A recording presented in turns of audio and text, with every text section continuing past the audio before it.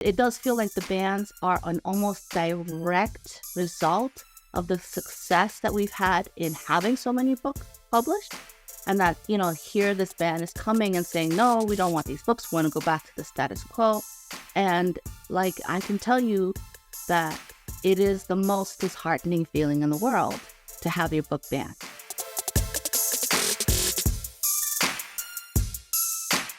Hi and welcome to Literary Hype. I am Stephanie, your Literary Hype Woman, and today's author conversation, we really cover a lot of ground, and that includes love of K-pop and K-dramas and children's books, but also the need for more diverse books and the banned book issues and things like that. So there's a lot of different things going on this, as well as some older pop culture references for the adults who might be picking up this author's book. The Colliding Worlds of Mina Lee is the new one from L&O. She is the CEO and co-founder of the nonprofit We Need Diverse Books, so she is a great person to talk to about the banned books issue and the need for diverse kids literature. So without any further ado, here's my conversation with L&O. Well, welcome to Literary Hype. I'm so excited to have you on to talk about your brand new book, The Colliding Worlds of Mina Lee. This cover is incredible. Can you talk a little bit about the creation of the cover and what went into that from your perspective? A lot of back and forth. We have this amazing artist, Audrey Mull, who did the cover, and I think the first couple of ideas we had weren't quite hitting, right? And then we kept going back, okay, do we want her in her bedroom? And then, switching to the school, do we want it to show superhero comic book stuff, or do we just want to show romance? And then ultimately, we really wanted it to just give that kind of that kind of web comic feel to it. And I think she just nailed it. She just did a really great job. So, but it was definitely a process of going, how do we want to present it? And it was a little bit harder just because the format is kind of like a story within a story, right? So I think conceptually we had a hard time at first, but then with the final design, I think, I think it does what we wanted it to do. For anyone who has not seen this book pop up on their social media yet, give us a little overview of what this book is about. So, I'm a Gen Xer, right? So I literally Take On Me, the AHA music video was like my theme song. I loved that song, and the video just blew my mind. And I've always kind of wanted to do a story based on that video. And so but I never could figure out how I wanted to do it. And then I guess part of it's because my youngest is a webcomic artist and I see what he goes through to upload his webcomics. And I was like, hey, what if there's a webcomic artist who creates this world, but then she gets sucked into the world where she's the creator. So she's basically got godlike abilities in the world, but nothing is going the way she thought it was supposed to go. And that was the basis of the idea that became The Colliding Worlds of Mina Lee. So you mentioned that you're a Gen Xer and that this is inspired by the music video for Take Me On. There's also a lot of other older pop culture references in here. We've got some Back to the Future nods, we've got Princess Bride nods. Did it feel like a risk to you to make nods to older pop culture that these teenagers who are picking up this book might not know? I don't think so, because a lot of the teens that I meet with get those pop cultures or are interested in them. And there seems to be a lot of interest in stuff that's in the 80s and 90s, particularly because we had the best music. I'm sorry, we did. So I think there is an interest in, what happened in our generation. So I wasn't that worried about it. Google is not really our friend. Actually, we should just stop saying Google is our friend. But, search engines and the internet can be our friend and find things that if something doesn't make sense, you can go and look it up. So I'm not afraid of including things in and worried about how people will get it. And also, kids are smart, right? I'm not going to worry as much about what I put in my books, because if they like it and if they take the time to find out what it is I'm talking about, then I've actually reached my target audience. What can we expect from this story here? Okay, well, I will tell you this. If you are a K-drama fan, I think you'll see where I was going. I was kind of trying to do almost an over-the-top K-drama, slightly fantastical, surreal, magical realism type story that just really just goes with all the tropes even, like I wanted it to be as not, I don't want to say unreal, but more just like, how like you watch a K-drama and you're like, oh, that'll never happen. But it doesn't matter that that would never happen because you're invested in the story and you're invested in the characters. And something about that over the top aspect of the plot line is what kind of keeps you sucked in, right? So I feel like I've thrown every K-drama trope in except like the rich chaebol, the rich families, and so that kind of stuff. So, but it's still a romance, which I have to be honest, I accidentally wrote a romance. I wasn't quite sure that I was on the road to that, but that's what happened. That's what the characters wanted. And so like, when you're writing a romance, then you get to have fun with all the tropes, right? So that's kind of what I did. I just had a lot of fun and I wanted it to just kind of play like a K-drama. So Mina gets sucked into this world that she's created and runs into someone, her creation, that is inspired by someone from her past. And that character's name is Jin. And so I cannot get through this interview without asking, did you name Jin after Kim Sok Jin of BTS? I did not, but I do. I mean, I love BTS. I'm not quite ARMY because I'm an EXO fan, to be honest, but I love BTS also. Yeah. And the name Jin, actually, I chose because I had a friend a long time ago whose name was Jin. And I always thought it was kind of a sexy name. So I was like, okay, I'll use that name. So talk a little bit about the friendship that Mina has with her two besties, because I just love how they are together in the real world and their reaction when she comes back from her fictional world.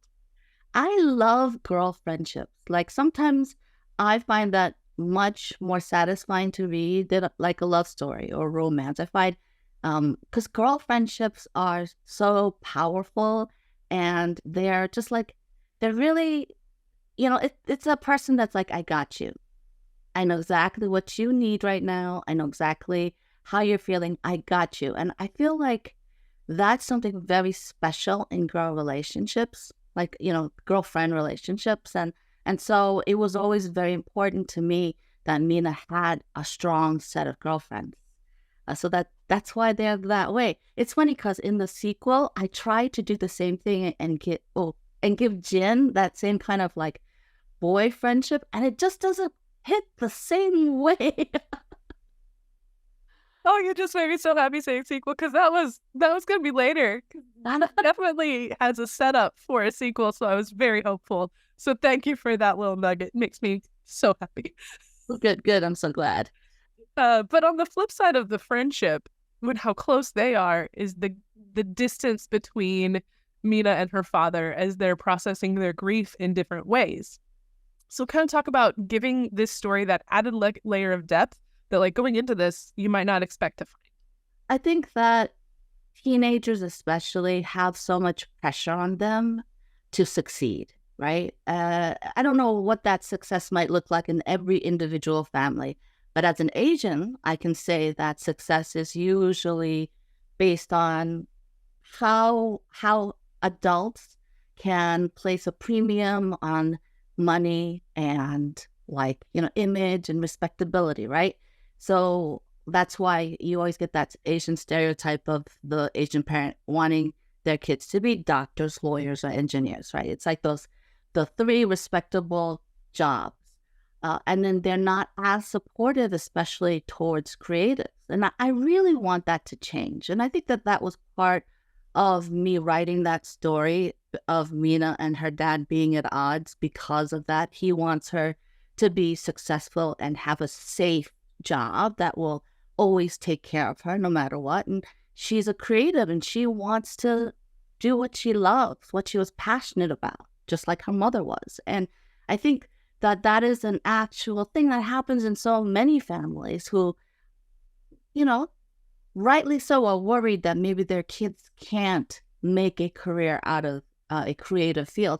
And I think that we need to be more supportive and let people try. Because you know what? You can try, and if it doesn't work, you can always change. I am on my I'm on my fourth career. I've been, I've been a lawyer. I've been a college professor. I have been a CEO and founding member of a nonprofit. I am a writer. You can change careers. Now, I know that is also a privilege for some people. I understand that completely. But from the parent and teenage perspective, I hope that there'd be some more open-mindedness to allow teenagers to try, to fail, to learn, and, to grow. So that was all part of that relationship. And then losing a mom was that kind of, the grief of that was kind of that distancing between the father and the daughter, because a mother's relationship with their children is de facto different from their father's. And there has to be another layer of processing to overcome that, I think, so that, you can grieve, you can miss somebody, and also you can find a way to strengthen the relationship you do have that's left over, even as there is a hole. And we can't say it's not there. We have to recognize that hole exists and still try to live as full and happy a life as we can. Mina, in her alternate world, is learning that her actions kind of have consequences. So it's kind of like a lesson for teenagers that is kind of baked into this. So you might not realize what you're doing is affecting others, but it can. Was that intentional, of kind of leaving kids with a moral when they read this book? I actually don't write stories with morals. I write stories because the plot or the characters are calling me to tell their story. I don't actually look to kind of bake a lesson in. And at the same time, I think that's kind of life. Everything that happens to us, or everything that happens, can be a lesson, right? And I always say that to my kids. I would be like, if you make a mistake, I'm not going to be angry if you learn from your mistake, because there's always something to be learned. And that's just like me. No matter how old I get, I'm always learning.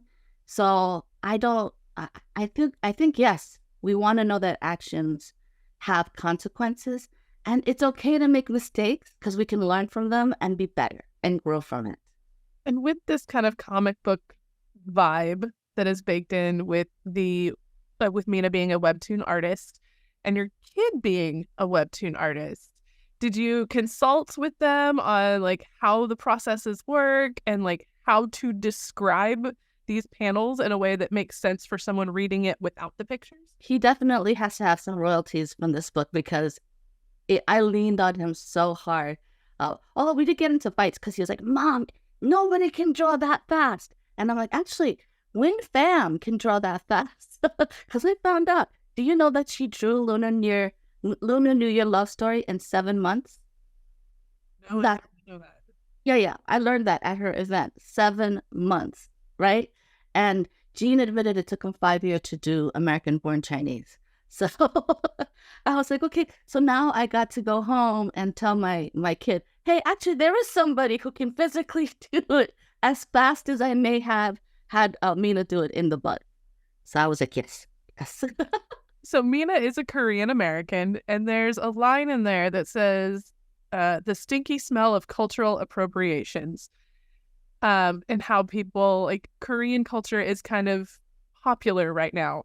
So how would someone who's interested in Korean culture and stuff through this Hallyu wave of BTS and K-pop and K-dramas, how's the best way to approach that respectfully with their interest in that culture? Oh wow, that's such a good question, and it's a really hard one to answer. I can't speak for everyone because I think people have very different ideas of what they find appropriate or not appropriate. I can only say for me, appropriation is when someone takes something, kind of modifies it, right?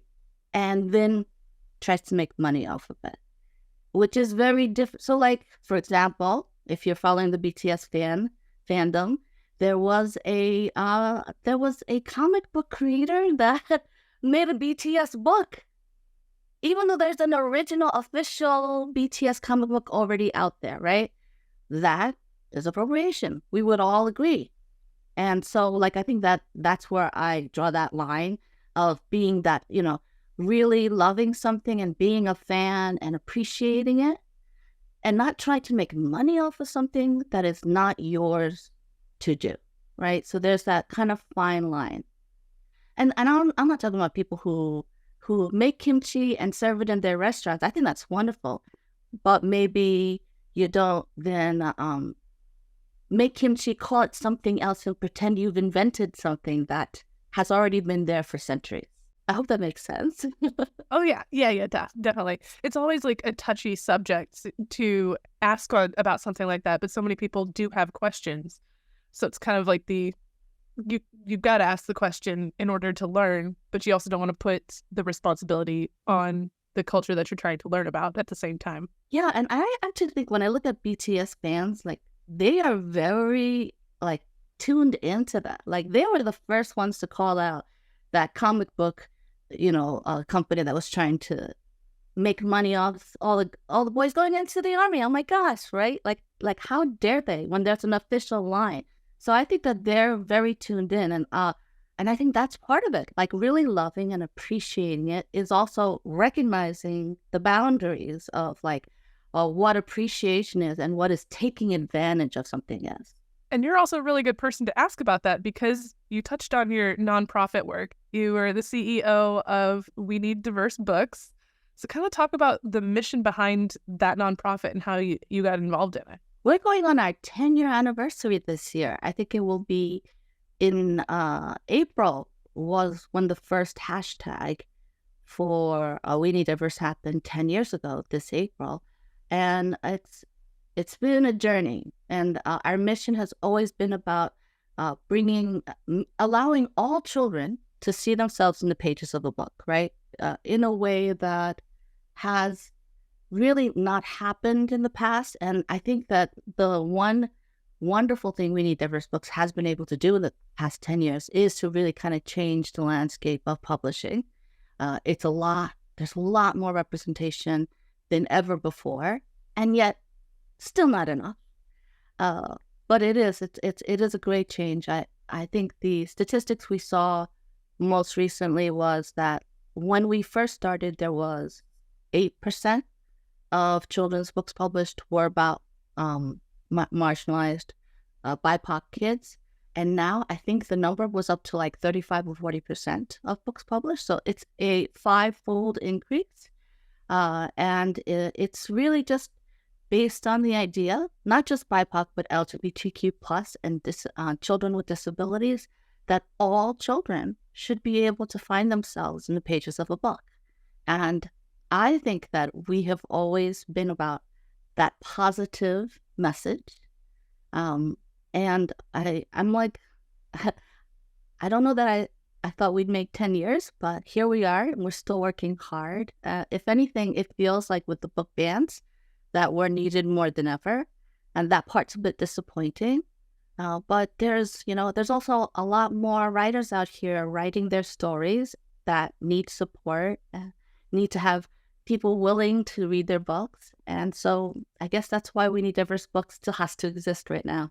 I'm definitely going to ask about the book bans, because those do tend to affect minority authors most often. Talk a little bit about how getting a book banned affects the author and the kids who would go on to read that story and maybe see themselves on those pages. That's such a great question. Thank you for asking that, because like the reality is that the book bans are very targeted towards marginalized creators, BIPOC and LGBTQ plus specifically, the exact communities that we've been working so hard to raise these 10 years. And it does feel like the bans are an almost direct result of the success that we've had in having so many books published. And that, here this ban is coming and saying, no, we don't want these books. We want to go back to the status quo.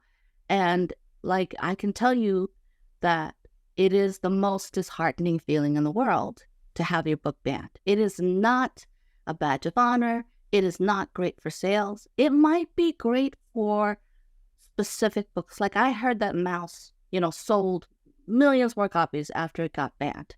But that's one book out of literally thousands of books that are being banned continuously in all of these different states.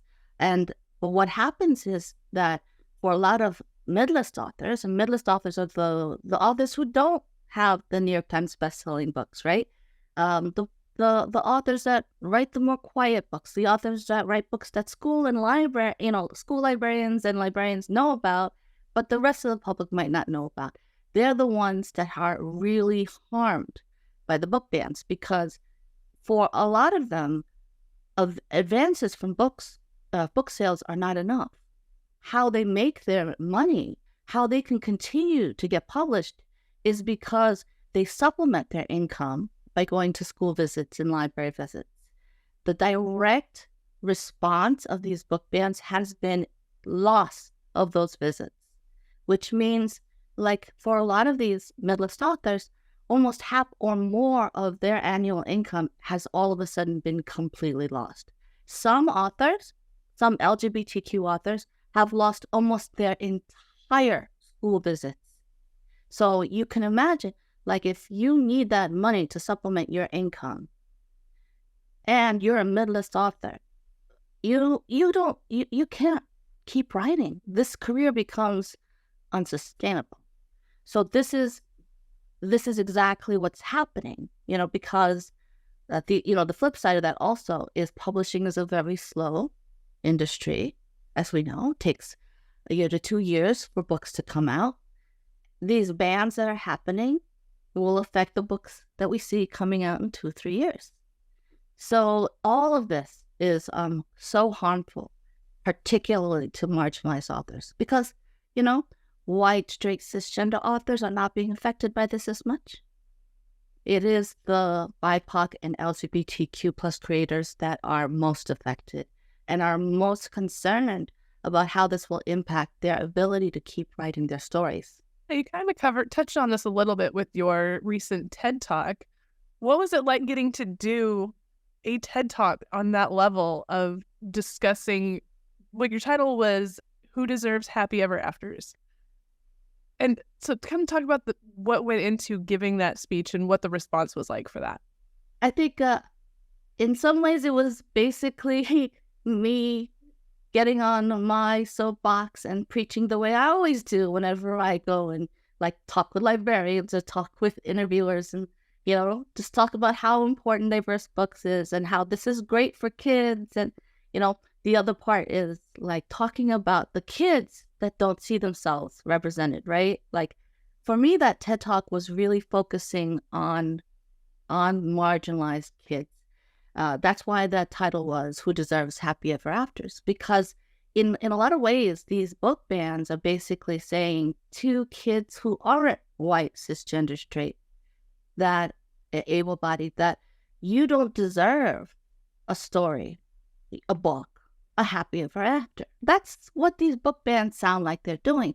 And for a lot of the kids who don't see themselves in the books as it is, and then are told, oh, well, we're going to ban these books that are about you because we don't want kids reading about it. It's literally not just erasure, which has always been the problem of not finding yourself there, but it's saying you don't have the right to exist. It is a powerful and horrifying message that, these book banners are doing and hurting our children with. So, when I did that TED Talk, it was really about telling the adults who are listening, please look at the kids. They deserve these stories. They deserve to know that they can have happy ever afters, every single one of them, not just a few, but all of them. And getting to know you a little bit better, thanks to the internet and digging. You recently posted on Instagram that you have a really controversial take when it comes to reading, and sometimes you read the back of the book first. We have to talk about this because that just is so scandalous to me. So what compels you to go to the end of the book before you finished reading the beginning? I don't do it for every book. But actually, this answer might make you more mad because it's for the books where I like, you know how like you start to get really uptight and you get really worried for the characters, right? You're invested in the story and you're like, oh no, they're gonna die. Oh no, I don't want them to die. I just check the book to make sure they don't die. Like literally, that's it.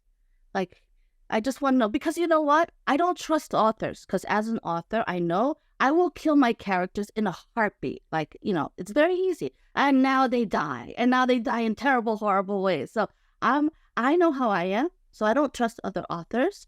And I know that if they especially get you to love a character, they might kill them off. So I'm always like, no, I'm invested in this person. And they're still alive. That's like literally the only reason why I check the back. Although I must confess, I did accidentally read the last line of this book while I was in the middle of it. Ah, I went to look for the page number to see how many pages it was and like gauge where I was and saw the last sentence because it's 2 words. It's a very like your eyeballs glance over it, and I was like, "Ooh, oh, this needs a sequel." that was on purpose. And also on your social media, you said that the most common question you get is actually about your hair. Yeah. How is your purple hair that big of a question getter? I don't know why, but I guess like kids, when I show up and I have purple hair, they're just like, love your hair. How do you do it? Do you dye it? I get lots of questions. And so I'm always like, well, it's not actually dye. It's conditioner. I put color conditioner in my hair. And it's literally always like an absolute first question almost that I have to answer next to how old are you? How much money do you make? Will your books be made into a movie? There's like several questions that always get asked, right? And like the number one question because of my hair is, how's your hair purple? Since this book does deal with K-drama tropes, if there's someone out there listening to this that has never watched a K-drama and wants to kind of dip their toe into the vast universe that is K-dramas, where would be a good place for them to start? But see, this is one of those questions that depends upon like the taste of the person, right? Like if they like one of my favorite dramas is actually Strong Woman Dobongsu because it literally has, comedy, romance, thriller, like murder, like it has everything. And it's so funny. And it's like got this amazing ensemble cast of actors. So that tends to be my number one soap opera that I recommend. If you like revenge stories like I do, because my gosh, like I read The Count of Monte Cristo when I was young and I was like, revenge all the time. And so I think Glory is one of the best dramas for that. So like, it really depends. Like if you like kind of epic, historical and romance, then definitely try The Goblin. So I literally, if you had another hour, I can sit here and just talk K-dramas with you. I mean, what's wrong with that? I think that'd be fun, actually. We could just dissect K-dramas for an hour. Do you have any K-pop recommendations for anybody? Right now, I'm a Jungkook fan because that golden album is to die for good. I love it so much. My kid will probably say Stray Cats because he loves Stray Cats. And then I have to say that I am right now just enjoying all the songs from my favorite K-dramas. You see how we are back now at K-dramas. It all comes back to K-dramas. There you go, exactly. But like I would absolutely say that like if you like K-pop, some of the best songs also are the songs they're using in K-dramas. I mean, Jungkook did have Stay Alive for Seven Fates. Ooh. And Jimin has one. V has one right now too. And what was it? I'm forgetting, but it's a beautiful song. And I'm a Taemin fan. I don't know. Yes. Okay. Yeah. So his Guilty song is incredible. I can't do it, but I know. That's like a joke at the bookstore. One of the guys will come up to me. He's like, so what's today's choreography? And I will, well, sure, a K-pop dance. Like that. I'm like...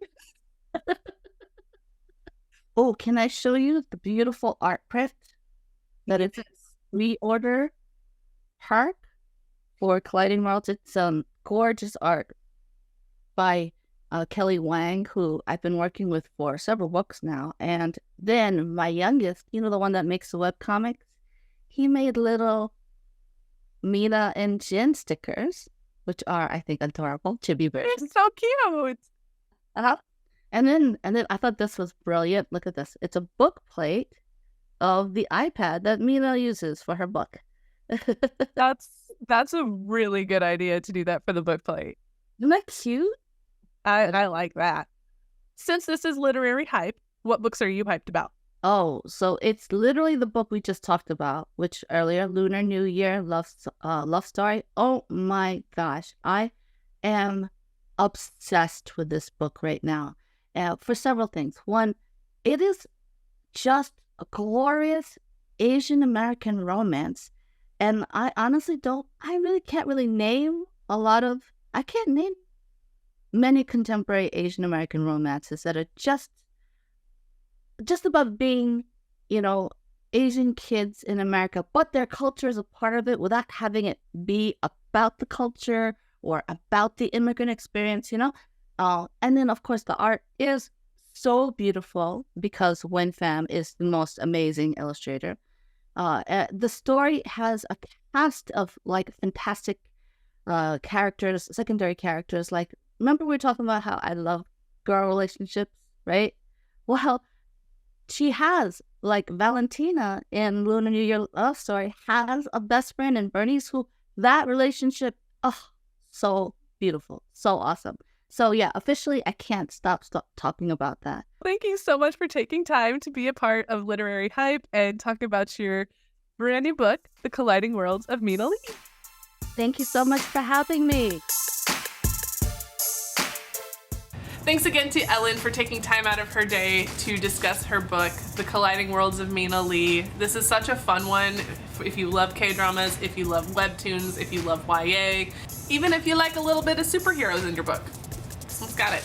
If you want to get a hold of this book or any of Ellen's previous books, those links are down below and you're gonna want to do that. Definitely check out her books. There are quite a few for you to look through, and they've got a variety of topics and genres in there, so definitely check those out.